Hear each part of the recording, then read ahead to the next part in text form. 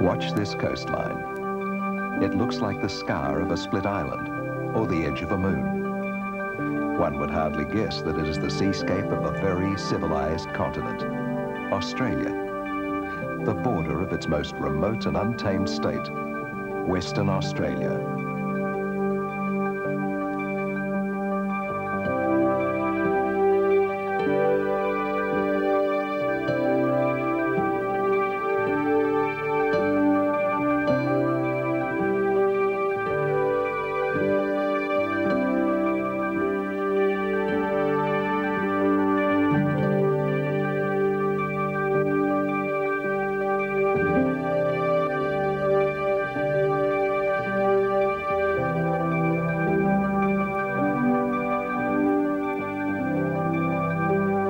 Follow this swell. In 2 days, it will travel along the most rugged coastland of Australia's far west, cross the Tropic of Capricorn, and reach 1,000 miles north to a very secret and well-hidden spot, the last frontier of young runaways.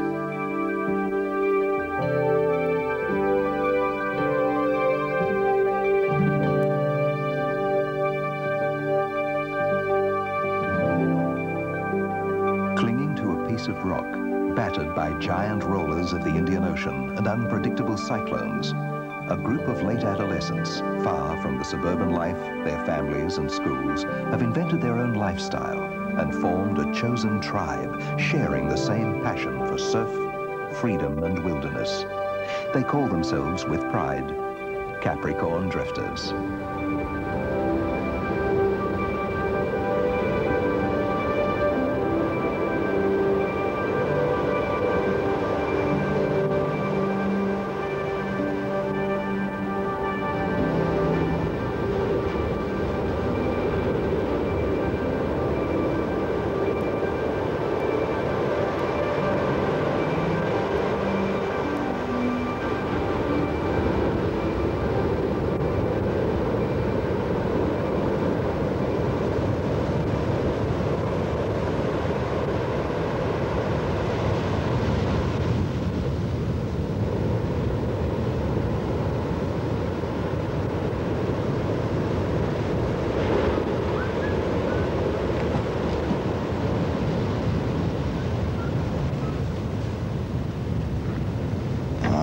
Getting up in the morning really early before the sun ever gets up, because that's when the wind is not so strong offshore.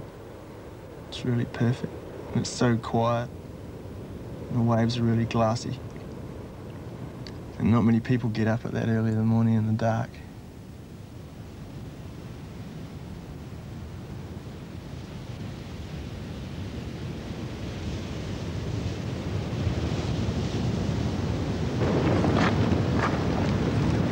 Walking out the point, jumping down the keyhole and hopping on the water because it's really warm. And then coming in and having breakfast. Watching the place come alive. And then go back out the point and watch a few guys get more waves. And then go for another surf. And come back at lunchtime. Have a big lunch and a rest. And then do it all over again. Because the hill section's really fast.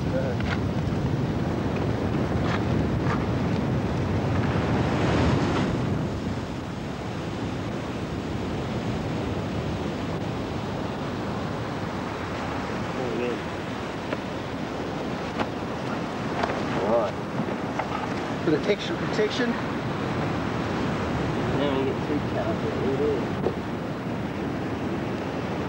Daniel's got his food.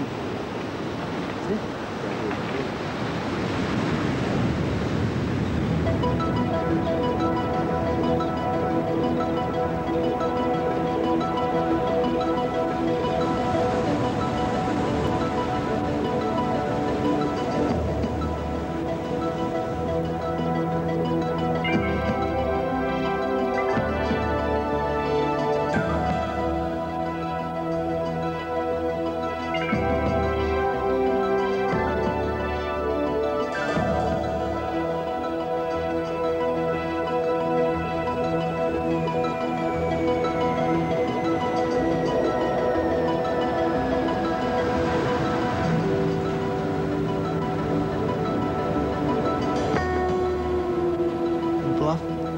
means for me fast, really fast barrels. Whenever it's offshore and there's swell, it's always hollow. And really fast. It's the fastest left-hander I've ever surfed. I went to Indonesia twice, and it's still not as fast as the Bluff.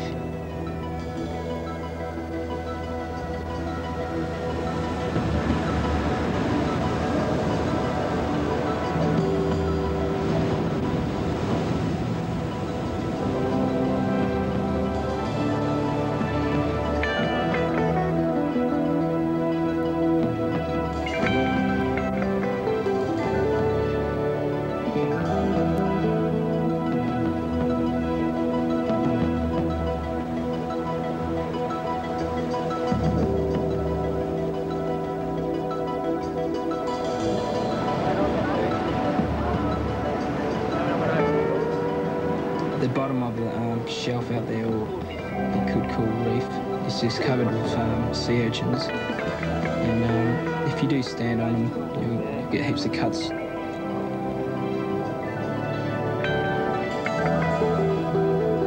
It's not just for a beginner to surf this wave. It's a challenging wave. The more challenging the wave, the more you want to fight it. It doesn't hold you under that long. It'll hold you under for about, the maximum limit will be 8 seconds. But during those 8 seconds, you don't know where you're going. And when it does get shallow, if you go head first, you're liable to clean your head up.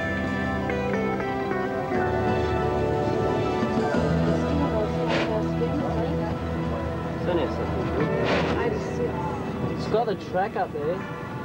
There. Yeah, people hands up there. Yeah, it is too. Yeah. Gee, it's good to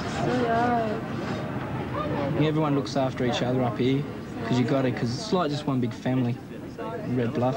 Because you haven't got your parents up here, and you do need someone to talk to every now and again to help you get through hard times and bad times, you know.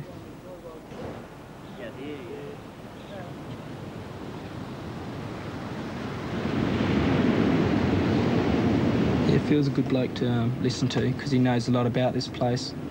He knows more than a lot of people, so you know to listen to him. This tree, it suffered badly in the cyclone. It got very windburnt, and the last summer was a little bit too cruel for it. We had a lot of hot weather, and I need to trim it back to make it grow now. It virtually got burnt over the summer and burnt badly by the winds in the cyclone.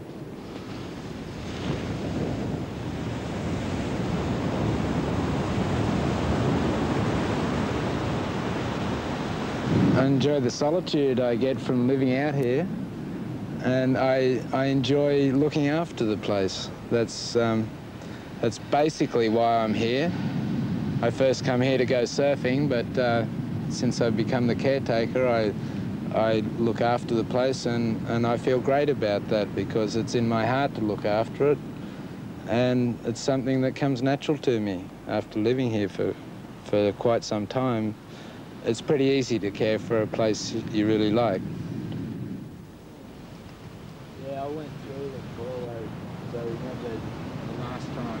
I think the main thing that was hard at the beginning was asking people for rent for $1 a night when there wasn't any facilities here. People must have thought I was on a really good wicket in '86, because here they were, they had to pay rent to come here, and there wasn't anything there. And I think that was the main thing I had sort of guilt feelings about, because there wasn't any facilities here, and people used to ask, well, where is the dollar going to? And I just had to say, well, you'll have to trust me. When you come back next year, we'll have toilets.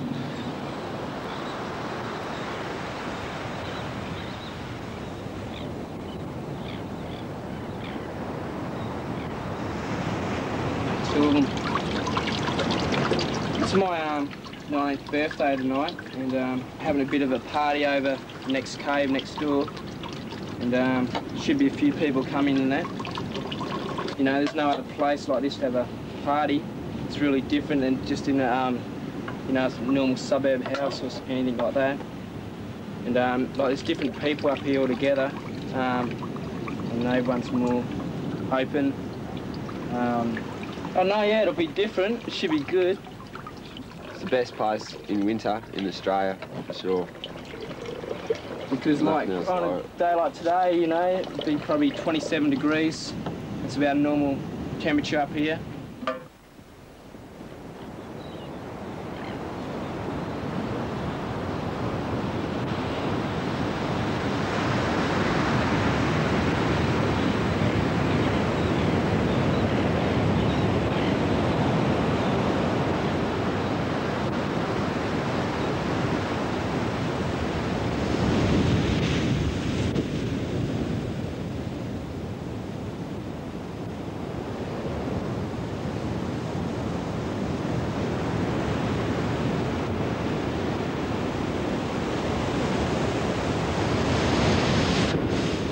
It's hard to tell other people the level of your awareness. Maybe one sensation they could probably liken it to is racing down a powder snow mountain in full control until you know the rhythm of the waves and the sets and everything, and you become really in tune with it. It's very unpredictable, and that's what you're riding every day, or every wave you take off on is different.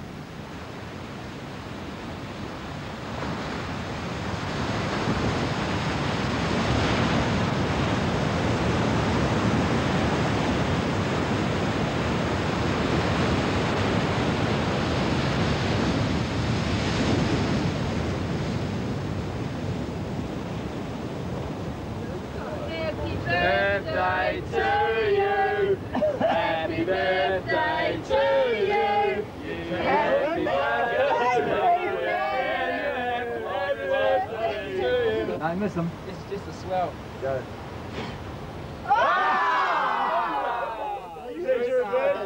Loser. Alright. Now we had that bit. You don't get too many offers.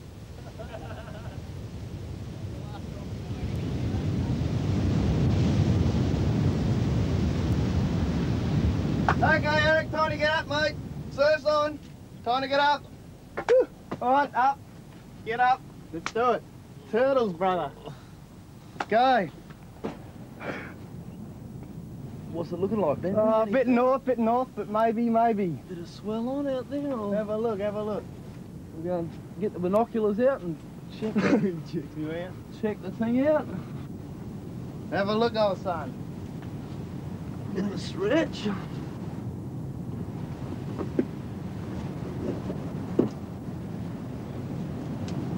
Hey, Bentley, What? what's it looking like? Not bad. Have a look. Few lines coming through there. Couple there. Few couple lines. Too big for turtles today. There. Looks a bit big, doesn't it? Yeah. What do you reckon? Few lines, but maybe a bit later there might be something. Yeah, in the afternoon. Yeah. More at the Bluff at the moment still. Yeah. Desperado's letting off. Hey? Desperate letting off.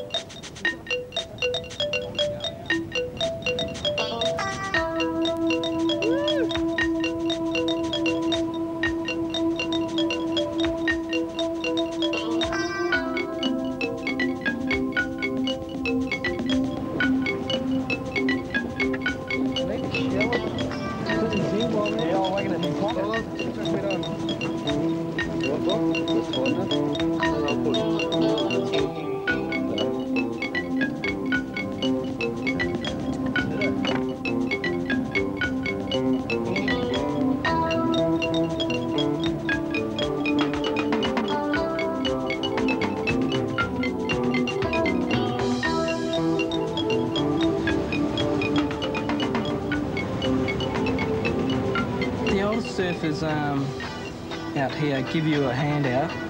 They tell you, where you should be sitting, when to take off, and they tell you the things that you shouldn't be doing. So that's a big help. This place you do need a bit of experience, So yes, the older people do help you, but sometimes you don't listen to them when you should.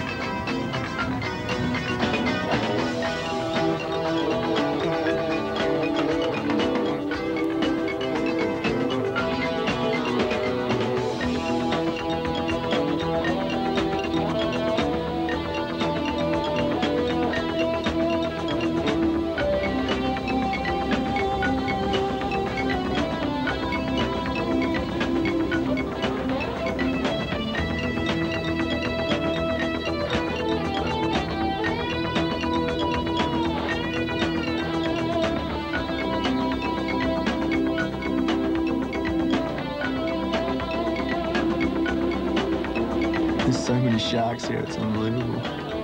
More sharks than any other place I've seen.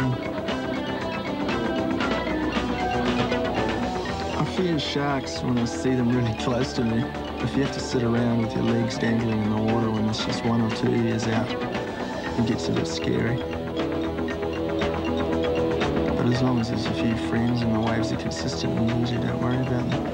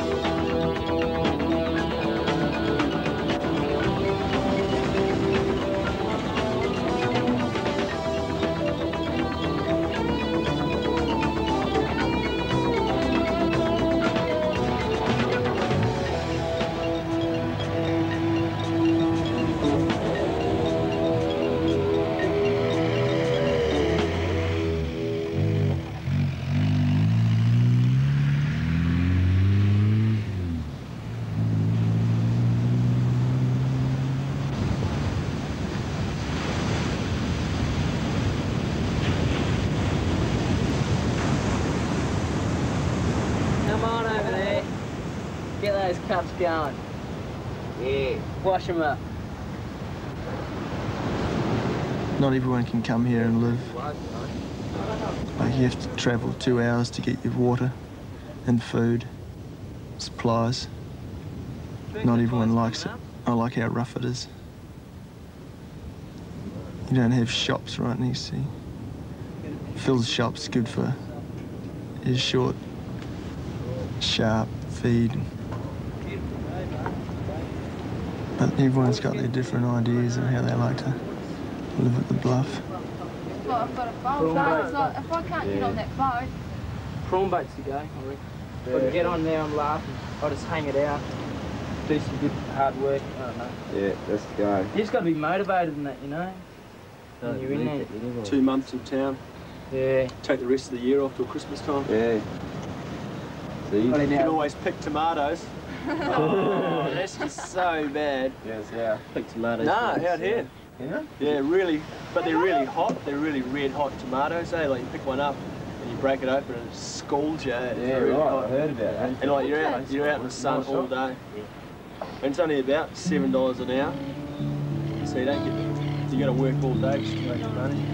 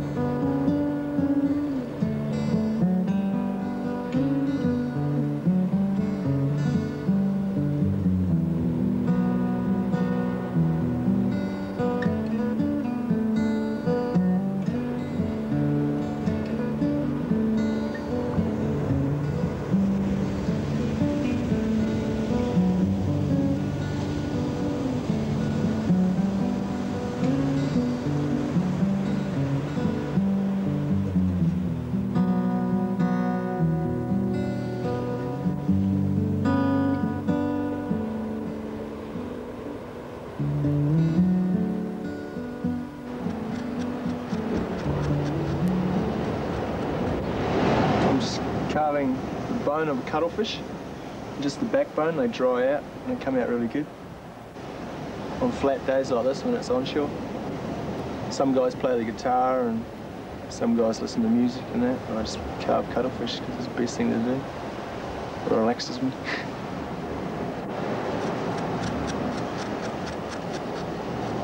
I like the cave because it's sheltered. It's never windy in here. You never get wet, it never rains in here. Just a few mosquitoes, they get a bit annoying. And the small birds in the morning, they wake you up all the time. Come and look at you in the morning when you're trying to sleep. But apart from that, it's one of the best places at the Bluff. Oh, and when the swell's really big, the water comes right up in here. And you have to dodge them, you have to watch the swell. But you can hear it at night when it comes up through the end of the cave. Puts you to sleep really easy, except for when it's big, then it wakes you up really fast. You hear crashing waves coming through there. Plus the cave vibrates, and you get little stones falling out of the roof sometimes. That's why a lot of people don't like staying in here, because the roof is not solid, it's only sandstone with rocks, sediment in it. There's all sorts of different faces in the rocks too. When the candles glow, we have candles glowing at night, and you get rocks that play different games, and you have faces in the rocks, different angles. But I like the sound of the caves. They make a good sound when the waves break.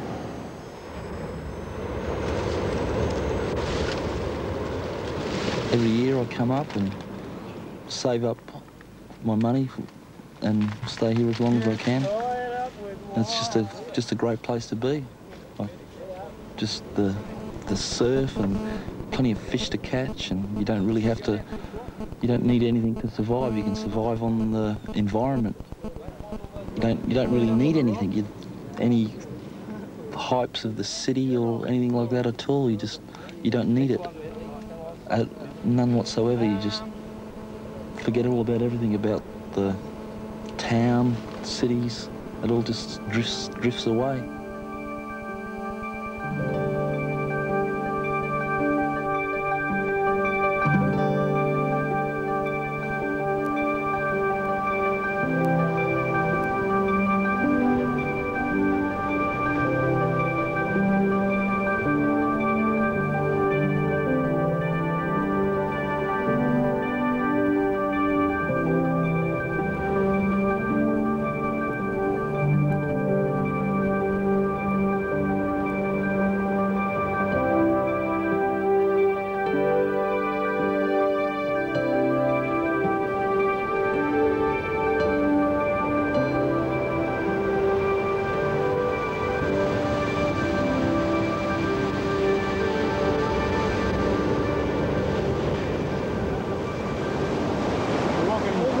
Photogenic, Bentley. I know, I don't like it, you know. In there. Wow. What do you reckon? We're in for a chance, you reckon? 15-0 hiding. 15-0 out the point with no clothes. In there. They come over this way. Let's go, come on. Come on, hey? You know what we're doing. On. Set it up, come on. The big boy comes through. Right, up the front. Right. We've blown it. Go on, whack him in. Yeah! Talk it up, you blokes, so we won't win. Okay, half time, 5 minute break. Come on. Get it over.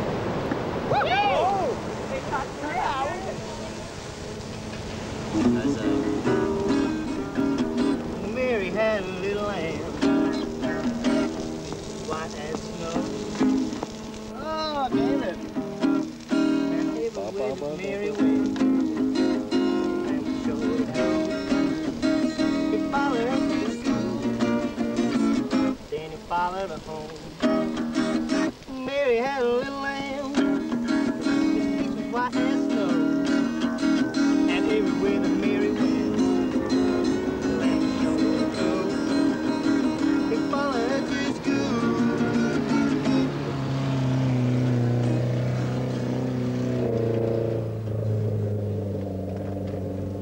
1 hour's drive from the Bluff, along 80 kilometres of unforgiving coastline which very often claims vessels and lives, stretches Quobba Station, a sheep property whose sole boundary is the ocean.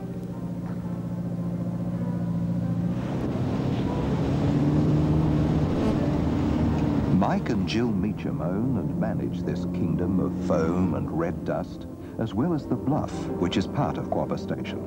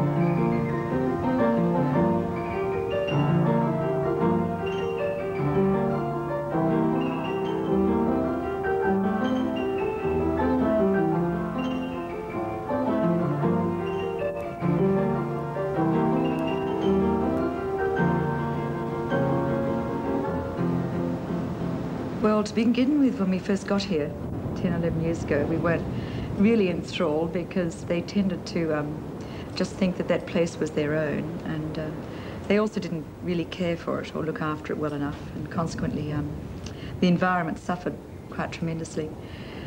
And eventually we had this fellow who ended up living up there actually for 6 months of the year, called Phil Ogden. And he more or less said that he would like to be the caretaker of Red Bluff. And since then, things have really improved. The surveys that have come up there have been made aware of the environment, how fragile the coastal area is, and if they want to come, that they have to be prepared to look after this place as well.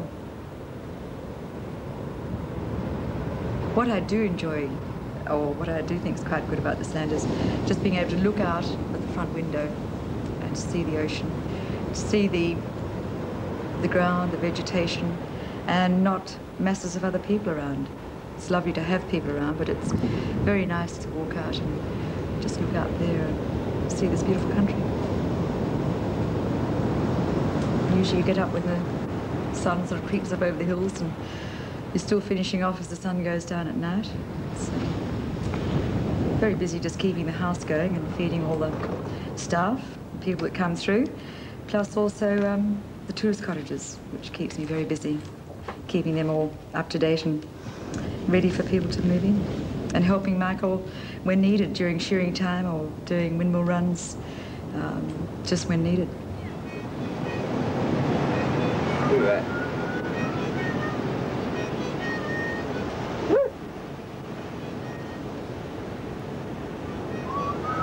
Well, I really do wonder how that they can live each day like that, for day after day, week after week, month after month. Just up there at Red Bluff, doing nothing, I suppose. When I say doing nothing, they're fishing or they're going swimming, surfing. But there's a lot of hours in a day, and I just wonder how they don't get bored out of their minds with just doing the same things day after day after day. Well, I think there needs to be more of a commitment to life than just sort of sitting up on a beach and for all day, I suppose, doing nothing. I guess I like at the end of the day to be able to look back and think to myself, well, I've achieved that, or I've done this, or that was great, or something like that. I can't believe that you get that same sort of feeling being someone living up at the Bluff.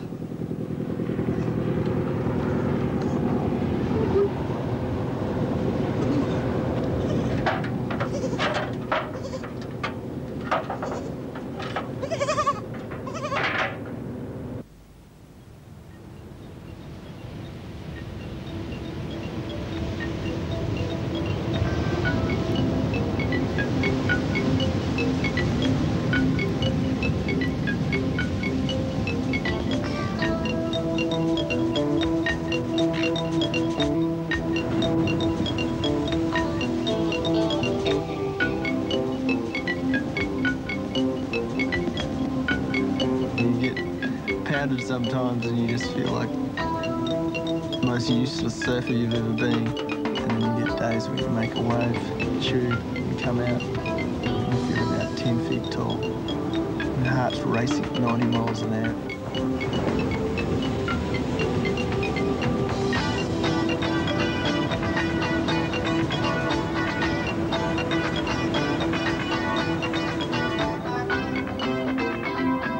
Most of the time you're left in awe of what's happened. You've got to be relaxed and at peace with the situation, even if you know you're not going to come out. You're in there for that split second or a few seconds of time, and your brain really does work overtime to take it all in.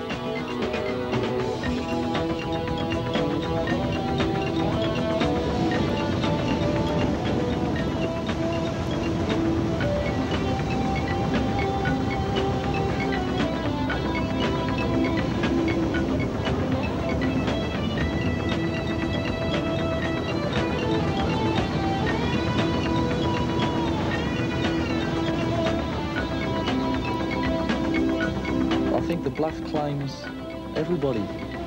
It seems to look after itself and claim people.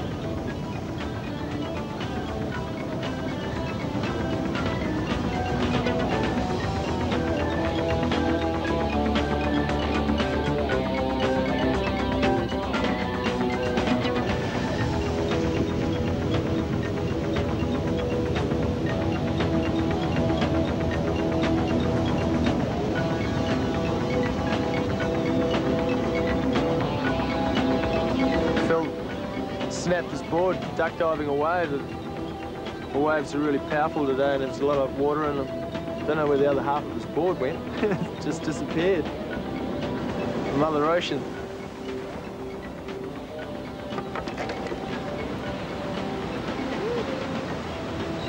Oh, Bentley. Oh, he had the most horrible surfing injury. We were surfing up the coast. Only 3 of us out, nobody out in the water, and we had a few waves each. I was sitting out on the back peak, and then all I could hear was Bentley screaming, I'm blind, I'm blind. So I paddled over, and his surfboard had come out of the, he'd gone down under the water, and his surfboard had come up and just gone doosh, and hit him straight in the eye, and there was just blood all over his, just running down his face, and we thought he'd lost his eye. We got to the beach, and we were trying to calm him down because he was so like, oh, you know, like, oh, and like really just amped and freaked to the, like, he didn't know what was going on with his eye, and so we just jumped in the car. Lucky we had a 4-wheel drive, else we would have had to carry him all over the sand dunes, and then we just raced him into town straight away, and then they had to do some microsurgery on the actual pupil of his eye to stitch that because that had been damaged also in behind his eye. We went back the next morning and there's Bentley sitting in bed as chirpy as ever, the same old Bentley with just a patch over his eye, and they just stitched his eye up. Oh, it was just it was the worst surfing accident I've ever seen in my life.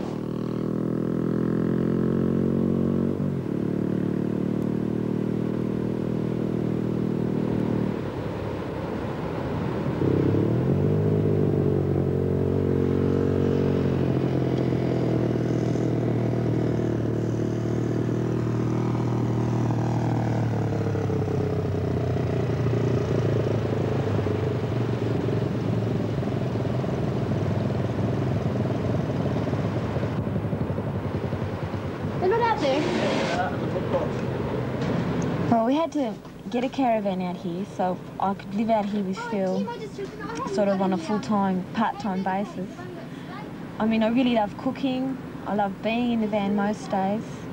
The only thing I find with it is that it's a schedule and it takes a lot of my time, you know, like you've got to be back by 10 o'clock to cook your cake so you're ready for 12 o'clock. It's a good sort of central spot and it's a great job. I mean, I've got the best view probably in the world.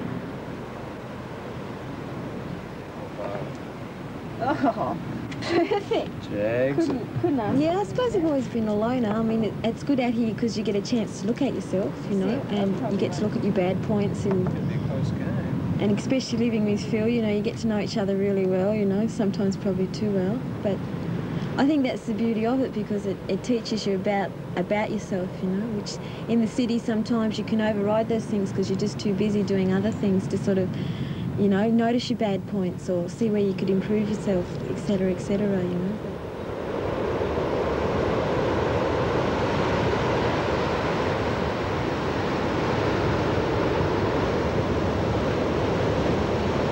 I mean, I ride a motorbike, I go surfing, you know, it's to me it's really exciting, you know, it's always full of adventure, you know.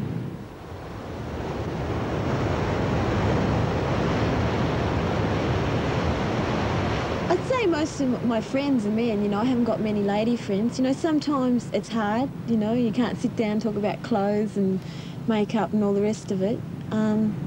Like Phil would be my closest friend and he's a male, but it's really hard sometimes to relate to women too, because you're out here constantly and you get used to men's ways and you're going surfing, and sometimes you haven't got a lot in common with a lot of women, you know. There's a heap of things really that keep me here. Probably Phil, I mean, he's the one that brought me out here, you know, basically. Maybe God, because I think the Bluff's about God, and, you know, it shows you that there's some outer force there. Just the little things that people give you. I think maybe the people and the spirit of people and just what's given to you, you know, by other people, and what the day gives you, I don't know.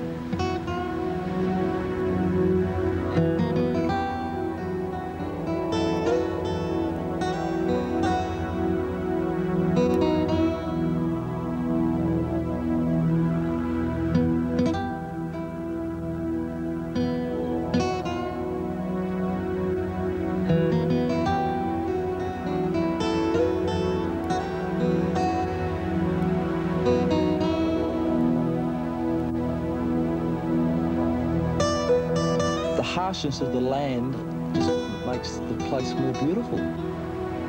If it had coconut trees and beautiful Polynesian women, I suppose you could call it paradise, but it's a very, very barren, desolate area.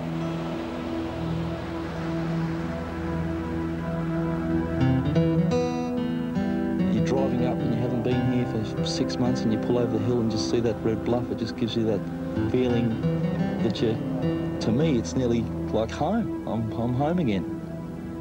Some people think, why come here? But they're not linked enough with the ocean and don't understand it enough. And they just think, well, you know, it's just a bunch of surfies living out here and they can't grasp the enjoyment that a surfer gets out here.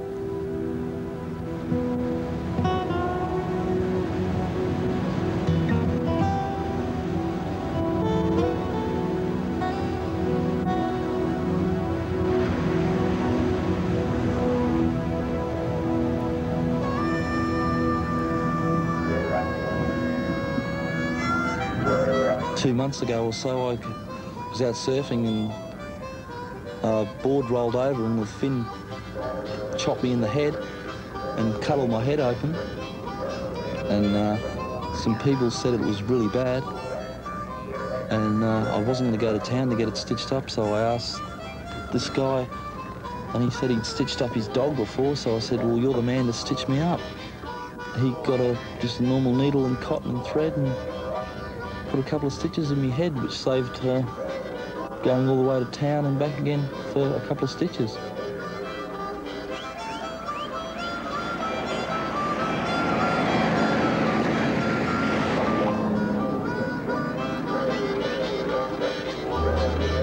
I like to come in once a fortnight. If I can stretch it out to once a fortnight, I'm pretty happy. If I have to come in once a week, I'd be pretty miserable, I think. Miss out on too many waves. It usually takes me, well, an hour and 3/4 to get in, and then throw my washing in the laundrette and race into the shopping centre and try and get my shopping done as quick as possible. Load up with fresh water and hopefully head back out the Bluff with no too much drama in town.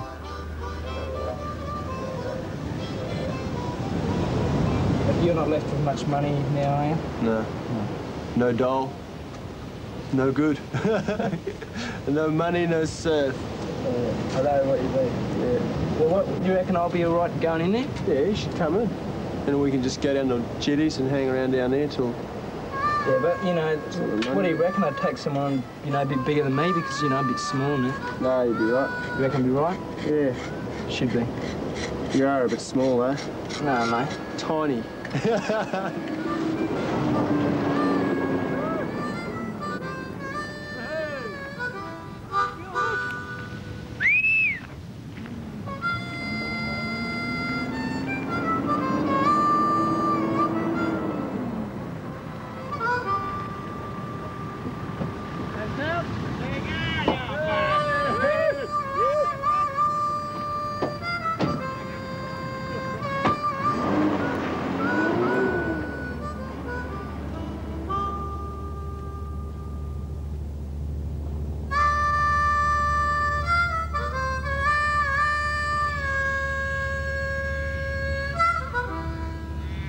Yeah, I've employed quite a few over the years.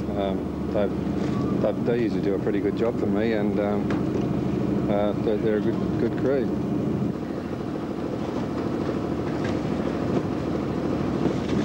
If we're fishing out there and there's a good wave there, they'll always say, well, look, check that wave out. And they certainly like the water. They like to protect it. It's probably clashes a little bit with my interest as compared with theirs. They like to conserve the fish and everything, and we're sort of on the other side of the fence. We like to catch what's in it.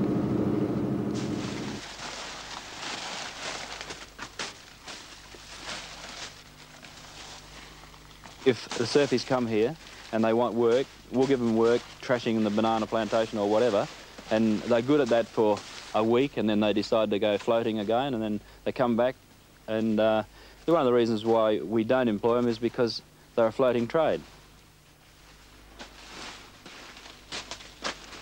Well, they're here and they're there and they come and they go, and they're not here. Seasonal work is okay, but plantation work is 12 months' work.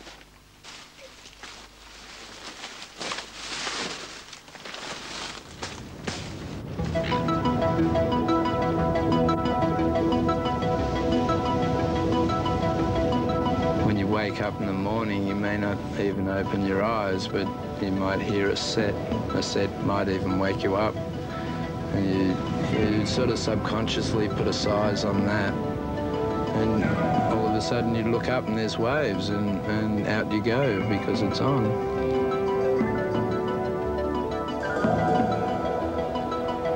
Surfing creates a distinct breed of person. If the swell's on and the wind's right, the energy level's running high, and they're very impatient until they're out there amongst the surf.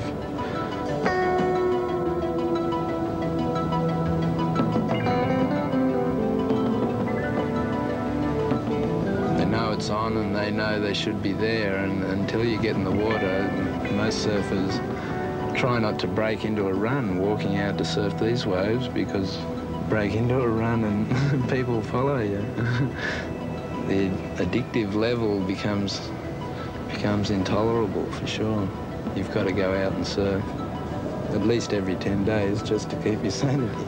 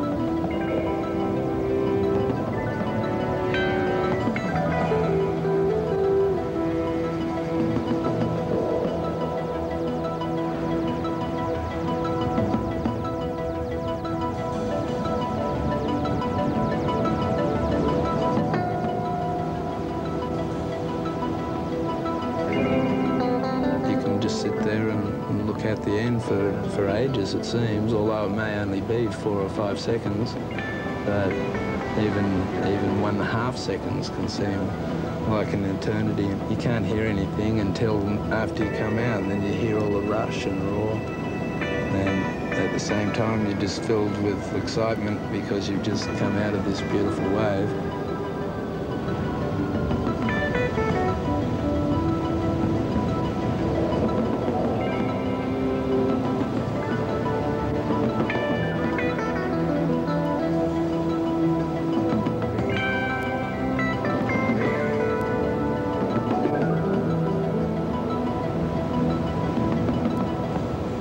When you come out of the tube, a lot of the time you're just thinking about what's happened to you in the last few seconds, and what has happened to you in the last few seconds can quite often keep you going for months and months on end with no serve. You flash back to that time and you experience it all again. You know that you came through that wave, but it may seem impossible that you did it, but there you go, you've done it, and you think about that 12 months down the track, and it's still doing the same things for you.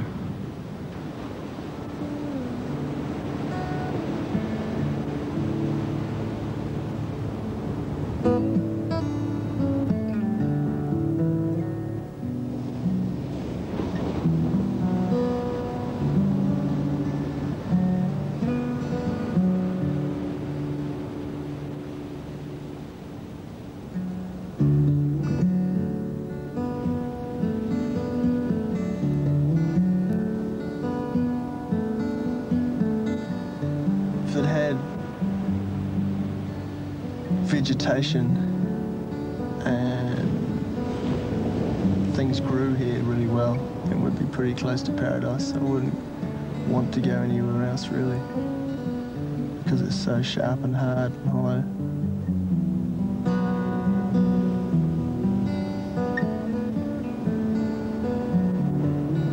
But I wouldn't really say paradise, because it's too rough to be paradise.